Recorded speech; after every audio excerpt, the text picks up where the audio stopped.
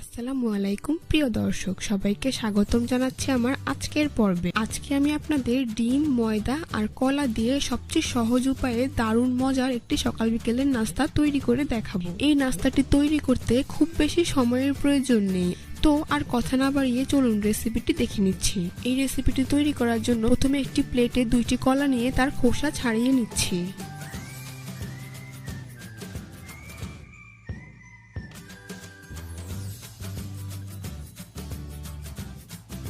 এবার এর মধ্যে একটি ডিম ভেঙে দিয়ে দিচ্ছি।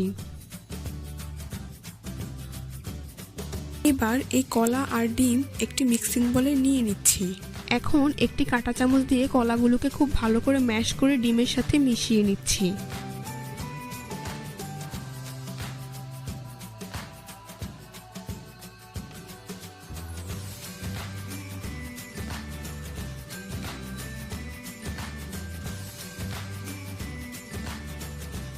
মেশানো হয়ে গেলে এরপর এর মধ্যে দিয়ে দিচ্ছি 1/3 কাপ পরিমাণ চিনি, দিয়ে দিচ্ছি 1/3 কাপ পরিমাণ লিকুইড দুধ।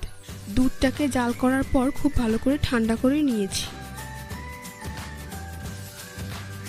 এবার এই মিশ্রণটিকে আমি ব্লেন্ডার জারে খুব ভালো করে ব্লেন্ড করে স্মুথ একটি ব্যাটার তৈরি করে নিয়ে এখন একটি মিক্সিং বলে নিয়ে নিচ্ছি। এখন ব্যাটারটা কতটা স্মুথ হয়েছে। এবার এর মধ্যে দিয়ে দিচ্ছি 1 কাপ পরিমাণ ময়দা, হাফ চা চামচ পরিমাণ বেকিং পাউডার, দিয়ে দিচ্ছি স্বাদ মতো লবণ। এবার একটি হ্যান্ড বিটার দিয়ে এগুলোকে খুব ভালো করে মিশিয়ে নিচ্ছি। কিছুটা সময় নিয়ে খুব ভালো করে ময়দা এগুলোর সাথে মিশিয়ে নিতে হবে, যাতে এর মধ্যে কোনো প্রকার ময়দার দলা না থাকে।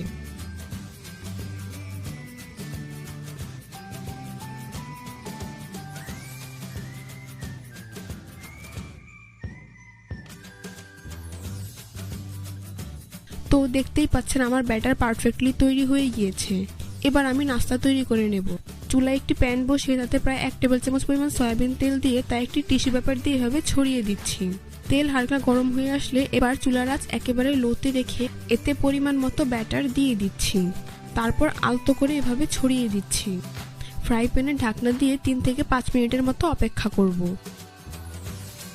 5 মিনিট পর ঢাকনা সরিয়ে নাস্তাটিকে উল্টে নিচ্ছি। এই অবস্থায় চুলার আঁচ খুব বেশি বাড়ানো যাবে না, অবশ্যই মিডিয়াম টু লোতে রেখে নাস্তাটি তৈরি করে নিতে হবে। এইভাবে 2-3 বার উল্টে পাল্টে নাস্তাটিকে গোল্ডেন ব্রাউন কালার করে ভেজে নিতে হবে। এই তো আমার একটি নাস্তা তৈরি হয়ে গিয়ে এখন এটাকে একটি প্লেটে উঠিয়ে নিচ্ছি। একইভাবে আরও একটি নাস্তা তৈরি করে আপনাদের দেখিয়ে দিচ্ছি।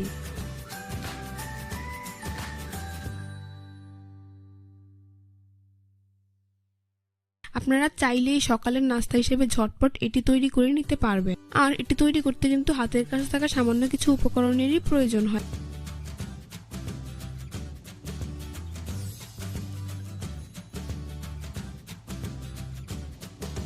তো সবগুলো নাস্তা আমি একইভাবে তৈরি করে নিয়েছি।